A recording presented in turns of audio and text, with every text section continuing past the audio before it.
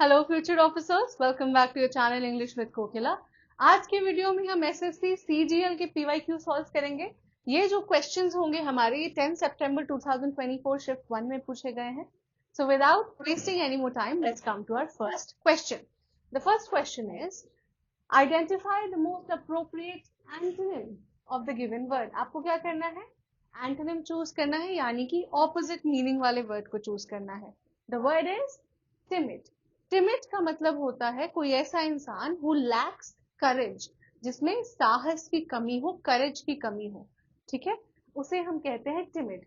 एक और इसका सिनोनिम है जो है वीक। Timid, weak. ऑप्शंस देखिए, meek, anxious, daring and spooky. Spooky का मतलब होता है कोई ऐसी चीज जो डरावनी हो, फ्राइटनिंग हो, स्पूकी हो।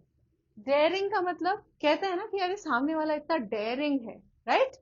बहुत डेयरिंग है, बहुत ही करेजियस है, राइट? वो चीजों को डेयरिंगली करता है, राइट? बहुत ही करेजियसली चीजों को करता है। एंग्शियस मतलब इट्स अ मेंटल स्टेट। जब आप बहुत ही अनईजी फील करते हैं, अनकंफर्टेबल, बेचैनी होती है, उसे कहते हैं बीइंग एंग्शियस। मीक का मतलब होता है कोई ऐसा इंसान जो दूसरों की बातें बिना कुछ सोचे समझे आंख बंद करके मान लेता है, दैट इज कॉल्ड मीक। जिसका खुद का कोई ओपिनियन नहीं है, उसे हम वीक भी कह सकते हैं। राइट आंसर क्या है? ऑपोजिट मीनिंग आपको चूज करना है। टिमिड, टिमिड का ऑपोजिट क्या हो जाएगा? डेयरिंग। टिमिड क्या होता है? समवन हु लैक्स करेज, और डेयरिंग मतलब someone who has a lot of courage. Okay, now select the most appropriate meaning of the given idiom on the ball। on the ball जो idiom है, इसका meaning choose करना है आपको। options देखिए, unaware of any changes or developments and lazy to react to them, या फिर aware of any changes or developments but slow to react, aware of any changes or development and quick to react, या फिर aware of any changes or development but doing nothing about it। What is the right answer? On the ball का मतलब होता है कोई ऐसा इंसान जो हर चीज के बारे में अवेयर है और बहुत ही क्विक रिएक्शंस देता है उसको लेके। ठीक है, काफी क्विकली रिएक्ट करता है, बहुत ही एक्टिव रहता है, उसे कहते हैं on the ball. Right option क्या है आपका? राइट ऑप्शन है option C. Okay, now select the most appropriate option to substitute the underlined segment in the given sentence। I have been living in Hyderabad since I am born। since I am born के जगह आपको इन चारों options में से किसी एक option को choose करना है। since I have born, since I will be born, since I born, या फिर since I was born। क्या होगा? बात क्या हो रही है? I have been living in Hyderabad, मैं हैदराबाद में रह रही हूँ जब से मेरा जन्म हुआ है, तो यहाँ पे होना चाहिए since I was born। Right option है option D. Okay, now select the option that can be used as a one word substitute। okay, a person who sells and arranges cut flowers। कटे हुए flowers को जो इंसान arrange करता है या उन्हें बेचता है, उसे हम क्या कहते हैं? ऑप्शन देखिए, हॉर्टिकल्चरिस्ट, बॉटनिस्ट, गार्डनर, या फिर फ्लोरिस्ट। क्या होगा? हमें पता है कि जिनसे हम बुकेज खरीदते हैं फॉर एग्जाम्पल, या फ्लावर्स खरीदते हैं, उनको हम क्या बोलते हैं? फ्लोरिस्ट बोलते हैं। फ्लोरिस्ट। हॉर्टिकल्चरिस्ट क्या होता है? कोई ऐसा इंसान जो साइंस के मदद से, टेक्नोलॉजी के मदद से प्लांट्स कल्टीवेट करता है, उन्हें उगाता है। बॉटनिस्ट एक ऐसा इंसान जो प्लांट्स को पढ़ता है, स्टडी करता है। गार्डनर हमें पता है जो गार्डन्स में फूल या पेड़ लगाते हैं, माली जिसे हम कह सकते हैं, right? Now the following sentence has been split into 4 segments. Error identify करना है आपको, है ना? After the concert was over, they go to a restaurant, had dinner together and talked until midnight. Options क्या है? had dinner together, they go to a restaurant after the concert was over and talked until midnight। अच्छा, यहाँ पे देखिए, after the concert was over, concert के खत्म होने के बाद they go to a restaurant, had dinner together and talked until midnight। past में बात हो रही है, right? after the concert was over, they तो ये जो गो है, गो के जगह हमें लिखना चाहिए went. Okay, so after the concert was over, they went to a restaurant, had dinner together and talked until midnight. सही आंसर क्या है? एरर कहाँ पे है? एरर है आपका ऑप्शन बी में. गो के जगह यहाँ पे went होना चाहिए. Right? Now next question. Select the option that can be used as a one word substitute. Okay. A small group of people who spend their time together and do not welcome other people into that group. एक ऐसा छोटा सा group लोगों का जिसमें exclusive लोग होते हैं और उसमें दूसरे लोगों को एंट्री नहीं मिलती उस ग्रुप में, उसे हम क्या कहते हैं? ऑप्शंस देखिए. स्क्वाड, क्लीक, एम्प्लॉइज या फिर लॉबी. क्या होता है? The right answer is click. Click का मतलब एक एक्सक्लूसिव ग्रुप है लोगों का जिसमें किसी और को एंट्री नहीं मिलती. ओके. स्क्वाड क्या होता है? जो आपके मिलिट्री फोर्स होती है या पुलिस फोर्स होती है, उनका जो ग्रुप होता है, दैट इज कॉल्ड स्क्वाड. उनको हम स्क्वाड नाम देते हैं. ठीक है. एक इसको स्लैंग के रूप में भी यूज किया जाता है आजकल. स्लैंग के रूप में स्क्वाड का मतलब होता है अ ग्रुप ऑफ फ्रेंड्स या फिर अ ग्रुप ऑफ एथलीट्स. ठीक है. ये कैजुअल मीनिंग में इसको यूज किया जाता है स्लैंग के तौर पे. एम्प्लॉयज का मतलब, एम्प्लॉय क्या होता है? कोई ऐसा इंसान जिसको आप कुछ पैसे देते हैं कुछ काम करने के लिए. राइट? किसी के अंडर वो काम करता है और उसे उसके बदले में कुछ वेज मिलता है, कुछ पैसे मिलते हैं या कुछ अमाउंट मिलता है. लॉबी क्या होता है? लॉबी के दो मतलब है. ठीक है. एक तो हो गया आपके बिल्डिंग का एक पार्ट है, बिल्डिंग का एक हिस्सा है जहां पे लोग आते हैं, एक दूसरे से मिलते हैं या उनका इंतजार करते हैं. होटल में लॉबीज होती हैं. राइट? होटल की लॉबी होती है या किसी और बिल्डिंग में. एक और लॉबी होता है जिसका मतलब होता है कि एक ऐसा ग्रुप या ऐसे लोग जो किसी पॉलिटिशियन को इन्फ्लुएंस करते हैं किसी चीज को करना है या नहीं उस चीज को लेकर. ठीक है. कि पॉलिटिशियंस को क्या करना चाहिए क्या नहीं करना चाहिए, वो इन्फ्लुएंस करते हैं, उन्हें भी हम लॉबी कहते हैं. ठीक है. राइट आंसर क्या है? Right answer is click. Now rectify the sentence by selecting the correct spelling of the identified word from the given option. He has to be conscious of his public manners as he is a descendant of a reputed family in this region. ठीक है. तो इस sentence में एक word है जिसकी spelling गलत है और ये चार ऑप्शंस दिए हुए हैं, इनमें से सही स्पेलिंग को आपको चूज करना है. ये जो डिसेंडेंट है इसकी स्पेलिंग गलत है, यहाँ पे आपको राइट स्पेलिंग चूज करनी है. डिसेंडेंट की स्पेलिंग क्या होती है? देखिए, DESCENDANT, descendant. This is the right spelling. Options में देखिए ये स्पेलिंग कहाँ है? DI ये तो नहीं है, DESCENDANT, this is the right spelling. तो ऑप्शन डी आपका सही हो जाता है. Right? Now the Morbi bridge mishap has left Gujarat in a deplorable state. The Morbi Bridge mishap has left Gujarat in a deplorable state. Options हैं jubilation, despicable, complaining और rejoicing. Deplorable का मतलब क्या होता है? Deplorable का मतलब होता है कोई ऐसी चीज जो disapproval के लायक है, जो condemn करने लायक है, यानी कि निंदनीय है. ठीक है. जिसकी निंदा की जा सकती है. ठीक है. उसे हम कहते हैं deplorable. For example, there's a statement made by the CGI which is deplorable to say. Why? Because उन्होंने कहा है that the youngsters or the unemployed youngsters, they are cockroaches. They are asking questions. Government से वो questions कर रहे हैं, activists बन रहे हैं, तो वो उन्हें cockroach कह रहे हैं. Right? And it is very amusing to see कि कैसे ये जो जनरेशन है, जो जेनजी है हमारे, राइट, वो उसी इंसल्ट को उन्होंने क्या किया? रिक्लेम किया. उन्होंने उसी को वेपनाइज कर लिया. And they formed the cockroach Janta party which has more than 9 million followers I think. Right? तो जिस चीज को कह के उन्हें लगा कि वो इंसल्ट करेंगे इस यूथ की, उस यूथ ने उसी चीज, उसी वर्ड को लेके उसको सबसे अपना अच्छा वेपन बना लिया, उसे वेपनाइज कर लिया, रिक्लेम कर लिया उस वर्ड को, right? So this is how language works. एक वर्ड जिसने, आपने जिसको यूज किया किसी की निंदा करने के लिए या किसी का मजाक उड़ाने के लिए, किसी को इंसल्ट करने के लिए या नीचा दिखाने के लिए, उस सेम वर्ड को उन्होंने रिक्लेम किया और अब वो आप पे भारी पड़ रहा है, right? So that is very amusing for me to see. Now let's come back to the question. The Morbi Bridge mishap has left Gujarat in a deplorable state. Like I said, deplorable का मतलब होता है निंदनीय, जिसकी निंदा की जा सके, जिसको कंडेम किया जाना चाहिए। ऑप्शंस देखिए। जुबिलेशन, जुबिलेशन का मतलब क्या होता है?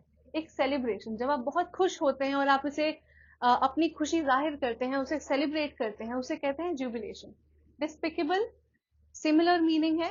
डिस्पिकेबल का मतलब होता है जिसे कंडेम किया जाना चाहिए, जिसे डिसअप्रूव किया जाना चाहिए। कंप्लेनिंग, कंप्लेनिंग का हमें मतलब पता है, जो कंप्लेन कर रहा है कंप्लेनिंग है। रिजॉइसिंग का भी सिमिलर मीनिंग है जुबिलेशन की तरह। रिजॉइस मतलब अपनी खुशी जाहिर करना, खुशी को सेलिब्रेट करना, उसमें रिजॉइस करना। सो ये तो दोनों सिनोनिम हो गए आपके। आपको क्या करना है? डेप्लोरेबल का सिनोनिम चूज करना है, and that is despicable.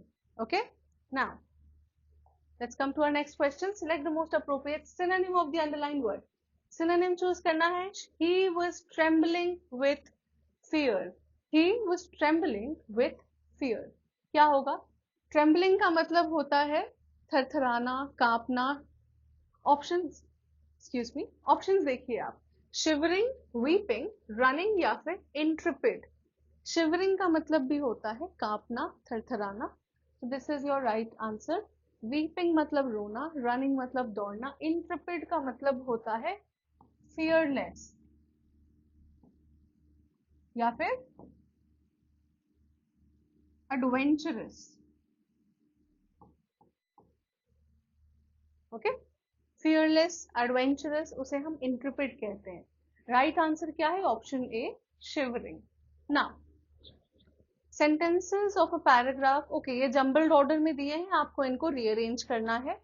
More children go to school than at any time in the past, but more children today are out of school than any time in the past.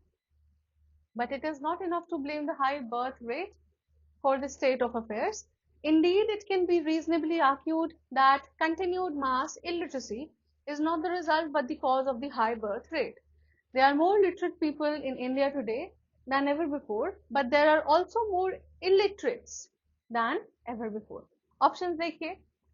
Option A B C D, C B A D, D A B C या फिर B A D C. A B C D तो नहीं होगा क्योंकि अभी हमने पढ़ा इसे, और ये एक सही मैनर में नहीं है। So this is not your answer. अब आपको देखना है कि इसमें जो पैराग्राफ है ये सी से शुरू होना चाहिए, डी से शुरू होना चाहिए या फिर बी से शुरू होना चाहिए। देखिए, but it is not enough, तो बट से तो किसी पैराग्राफ को हम नहीं चूज करेंगे, तो ये रॉन्ग हो जाता है। तो दिस इज ऑल्सो रॉन्ग। अब दो ऑप्शन बचे, या तो सी या तो D. Indeed it can be reasonably argued, Indeed से भी हम इसे शुरू नहीं करेंगे। Indeed it can be reasonably argued that continued mass illiteracy is not the result but the cause of the high birth rate. ये भी आपका फर्स्ट सेंटेंस नहीं बन सकता, तो सही आंसर क्या हो जाती है? एलिमिनेशन मेथड के थ्रू सही आंसर क्या हो जाता है? सबसे पहले आपका डी आना चाहिए, है ना? तो राइट आंसर ऑप्शन सी आ जाता है। पर इसको एक बार पढ़ कर देख लीजिए, अगर डी ए बी सी सही सीक्वेंस है कि नहीं। सबसे पहले D, there are more literate people in India today than ever before. कहा जा रहा है कि अभी के टाइम पे इंडिया में पहले के मुताबिक अभी सबसे ज्यादा पढ़े लिखे लोग हैं, लिटरेट लोग हैं। But there are also more illiterates than ever before. पर अभी पहले से सबसे ज्यादा इलिटरेट यानी अनपढ़ लोग भी अभी के समय पे ही हैं। Option A, more children go to school than at any time in the past. ये इससे एक सपोर्टिंग आर्ग्यूमेंट कह सकते हैं आप इस दोनों को। कि इसके बाद कहा जा रहा है कि अभी पास्ट से अगर कंपेयर किया जाए तो सबसे ज्यादा ज्यादा बच्चे अभी जा रहे हैं स्कूल पर, but more children today are out of school than any time in the past. पर अगर पहले से कंपेयर किया जाए तो स्कूल से बाहर भी सबसे ज्यादा क्वांटिटी में बच्चे, सबसे ज्यादा नंबर्स में अभी के टाइम पे ही है स्कूल से बाहर।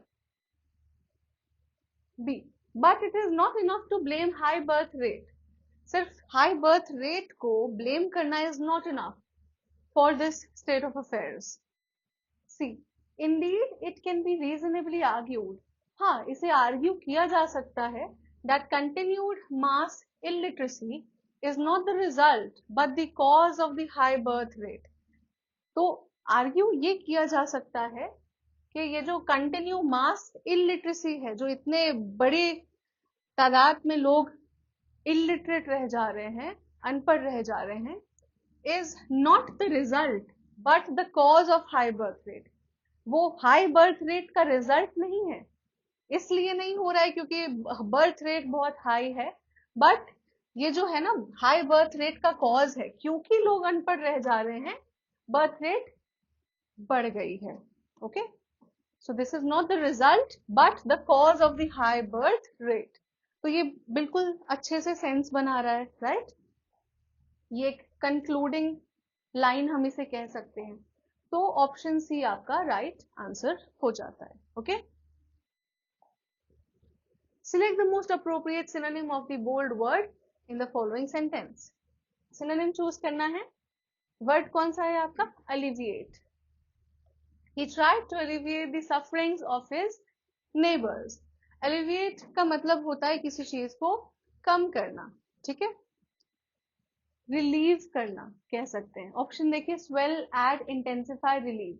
तो राइट आंसर क्या हो जाएगा? रिलीव, है ना? किसी की परेशानियां कम करना, किसी के जो प्रॉब्लम्स हैं उसे कम करना, उसे रिलीव करना, ठीक है? इंटेंसिफाई, बढ़ा देना, उसकी तीव्रता बढ़ा देना, उसे और ज्यादा, एक्सक्यूज मी, उसे और ज्यादा इंटेंस कर देना। ऑलराइट, चलिए, the following sentence has been split into 4 segments। Identify the segment that contains a grammatical error। Renewable energy sources like solar and wind power will replace traditional fossil fuels and help reduce carbon emissions।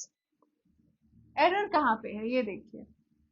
Renewable energy sources like solar and wind power will replace, अच्छा will के साथ replaced, is it right? will replaced तो नहीं होना चाहिए। हमेशा हम will के साथ क्या लगाते हैं? बेस लगाते हैं, तो will replace होना चाहिए। will replace, not replaced। तो एरर कहाँ पे है आपका? देखिए, एरर है आपका ऑप्शन सी में। So this is your right answer. Now identify from the given options the word which is similar in meaning। okay, similar meaning आपको चूज करना है। the word is equivocal। equivocal मतलब जो बातें गोल मोल करके करते हैं, है ना, गोल गोल घुमा के बातें करते हैं, क्लियर नहीं होती है, स्पष्ट नहीं होती है, उसे कहते हैं इक्विवोकल। ओके, ऑप्शन देखो, क्लियर, एम्बिगुअस, रिप्रेजेंटेटिव या फिर बैलेंस्ड। क्लियर, एम्बिगुअस, रिप्रेजेंटेटिव या फिर बैलेंस्ड। तो क्या होगा? एम्बिगुअस। ये वर्ड बहुत ज्यादा अभी ट्रेंड में है, आप कह सकते हैं। सीडीएस एनडीए में भी देखा गया है, जीडी में भी देखा गया है, सीएचएसएल में भी कई बार देखा गया है। अब देखो सीजीएल के पेपर में भी है एम्बिगुअस, ठीक है? एम्बिगुअस का मतलब क्या होता है? Something that is unclear, not specific enough, ठीक है? और इक्विवोकल का भी मतलब होता है जो स्पष्ट नहीं है, क्लियर नहीं है। So this is your right answer. Synonyms हैं ये, ठीक है? चलिए, select the most appropriate antonym. Antonym choose करना है आपको। She was elated about her promotion but her colleague felt quite disheartened। ठीक है? She was elated about her promotion। elated का मतलब क्या होता है? elated मतलब बहुत ज्यादा खुश होना, ठीक है? ऑप्शंस देखिए, cheerful, proud, discouraged, delighted. ये सारे सिनोनिम है, देखो cheerful, proud, delighted, ये सारे सिनोनिम है elated के।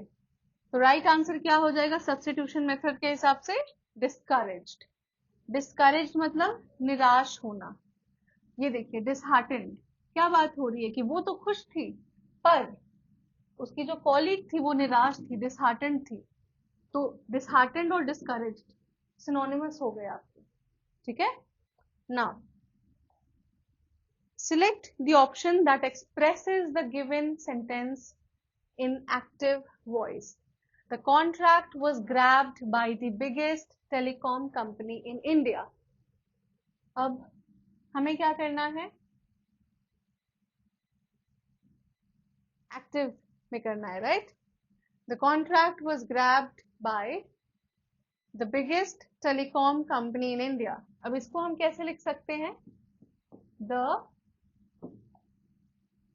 The biggest telecom company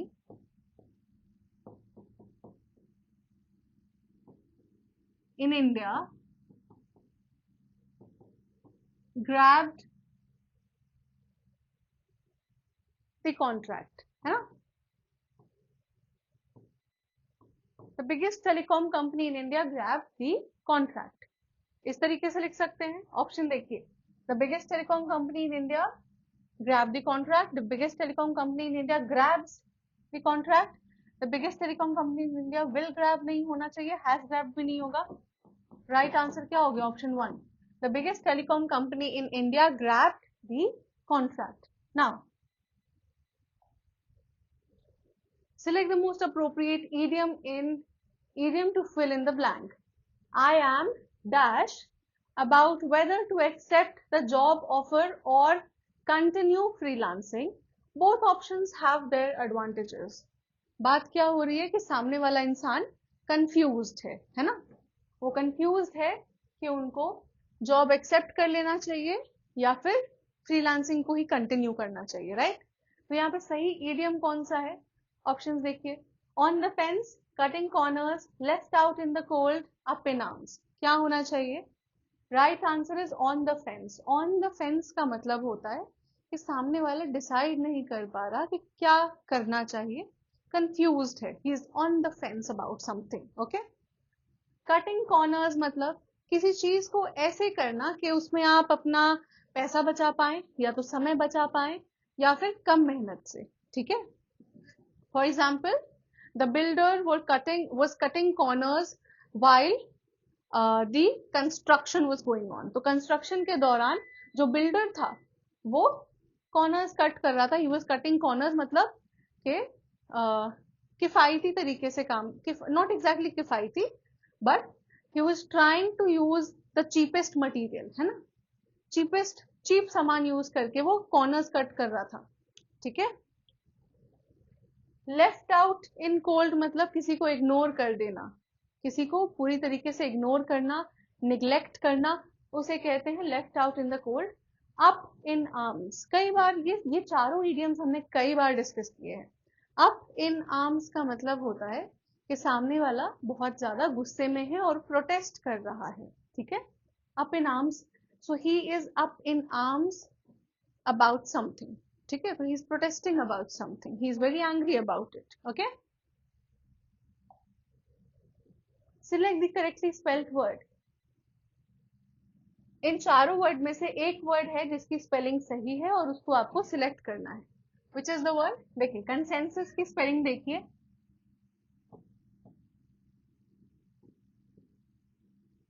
तो ये तो गलत है, ये आपका आंसर नहीं है। बिजार, बिजार का मतलब क्या होता है? अजीब, है ना? Strange, bizarre. कॉलीग, तो राइट आंसर हो जाता है ऑप्शन बी, क्योंकि इसकी स्पेलिंग बिल्कुल करेक्ट है, सही है। Now select the option that expresses the given sentence in active voice. By whom was grammar taught to you? इसे हमें active voice में कन्वर्ट करना है। By whom was grammar taught to you? इसे हम कैसे लिख सकते हैं? ऑप्शंस देखिए, did he teach you grammar? Who had taught you grammar?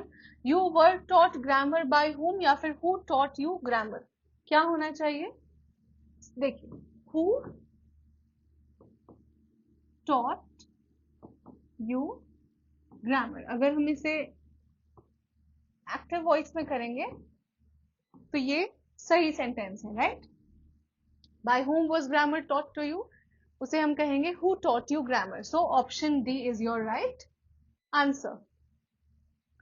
Let's come to our next question. Select the option that can be used as a one-word substitute for the given group of words. A place where fruit trees are grown. एक ऐसी जगह जहां पे फल के पेड़ उगाए जाते हैं. Orchard, garden, quay या फिर museum. What is the right answer? So we all know कि जहां पे फल के पेड़ उगते हैं उसे हम बोलते हैं orchard. So option A is your right answer. Garden क्या है? जहां पे आप पौधे उगाते हैं या फूल उगाते हैं उसे हम गार्डन कहते हैं. क्वे क्या होता है? क्वे एक ऐसा प्लेटफॉर्म है, ठीक है, जो आप जिसके थ्रू आप बोट्स पे चढ़ते हैं या उतरते हैं या सामान उतारते हैं. ओके, सामान चढ़ाते हैं या उतारते हैं. क्वे एक ऐसा प्लेटफॉर्म है. इसे हम डॉक भी कहते हैं कई बार, ठीक है, DOC के dock.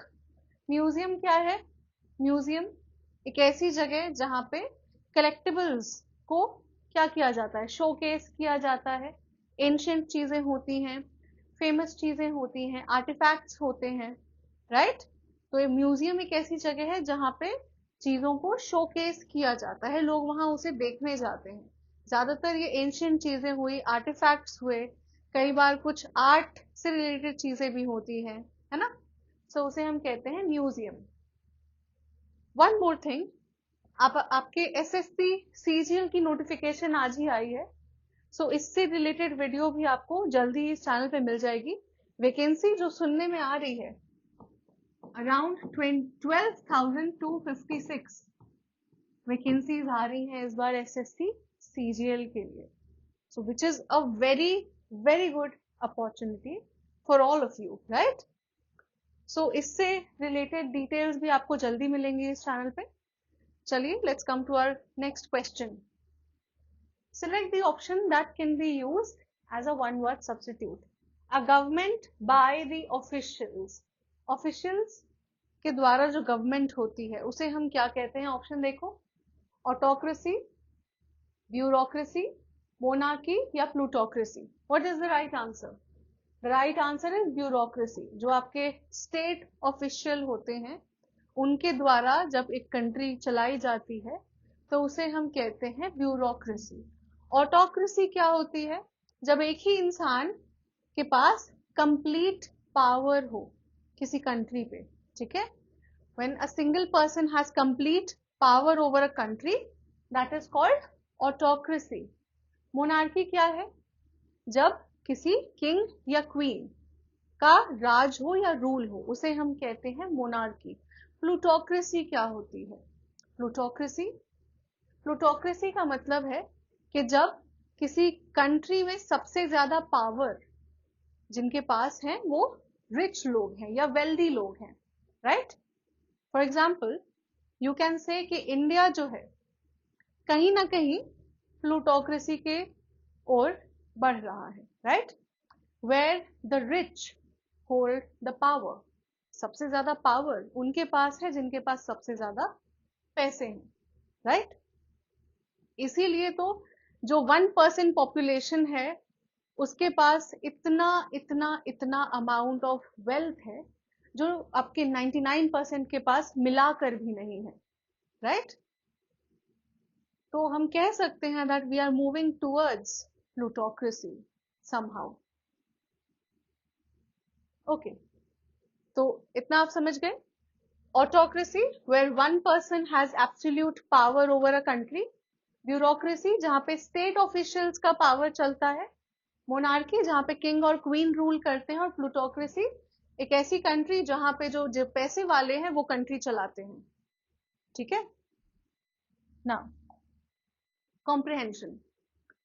The third Nation Wildlife Action Plan for 2017 to 2031 underlying India's plan for wildlife conservation was unveiled dash the Global Wildlife Program Conference.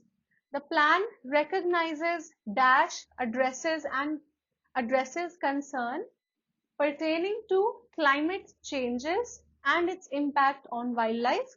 The plan details the importance of ecosystem for food production, health, and other aspects of dash survival and sustainable development. It also emphasizes preservation of genetic dash and sustainable utilization of species and ecosystem, which has direct bearing on our scientific advancement and support to millions of rural communities. The plan underscores rehabilitation of threatened wildlife species, dash inland, aquatic, coastal and marine ecosystem while conserving their habitats. ठीक है, option है आपके eight, for, इन या to. क्या है option? Eight, for, इन या फिर to. देखिए, the third nation wildlife action plan for 2017 to 2031 underlying India's plan for wildlife conservation was unveiled किया गया ग्लोबल वाइल्ड प्रोग्राम कॉन्फ्रेंस पे. लोकेशन बता रहे हैं, स्पेसिफिक लोकेशन एट होगा. ठीक है, right answer is at. Okay, so it was unveiled at the global wildlife program conference. Now right option क्या है आपका? Option A.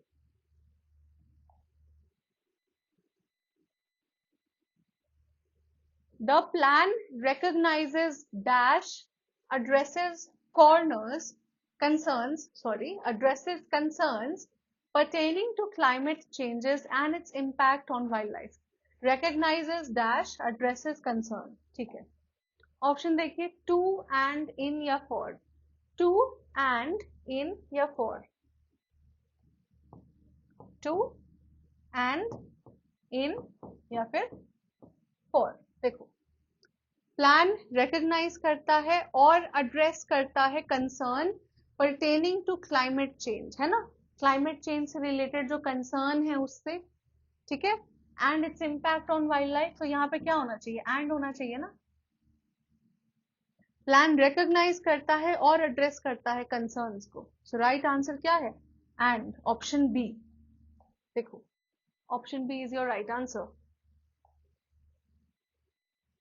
The plan details the importance of ecosystems for food production, health, and other aspect of dash survival and sustainable development. Option देखिए, group, human, species या breed. Group, human, species or breed. What is the right answer? The plan details the importance of ecosystem for food production, health and other aspect of dash survival. किसके survival के लिए? Human survival, right? Human survival, क्योंकि यहाँ पे group नहीं जाएगा. Group survival doesn't make sense. Species survival, कौन सी species के बारे में बात हो रही है? Breed भी नहीं होगा यहाँ पे, बात हो रही है human survival की. ठीक है, right answer क्या हो जाता है आपका? Option B, human. Now, it also emphasizes preservation of genetic dash and sustainable utilization of species and ecosystem. कहाँ गया? It also emphasizes preservation of genetic dash. Option देखिए, conflict, diversity, focus या rejection. conflict तो नहीं होना चाहिए, rejection भी नहीं होना चाहिए, focus भी नहीं. right answer is diversity. conflict तो नहीं होगा, right? फोकस के बारे में बात नहीं हो रही, रिजेक्शन भी नहीं हो रहा. हम बात कर रहे हैं जेनेटिक डाइवर्सिटी की, है ना. तो यहाँ पे डाइवर्सिटी होना चाहिए.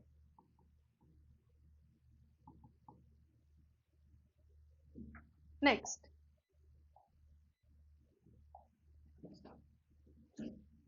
One second. हाँ,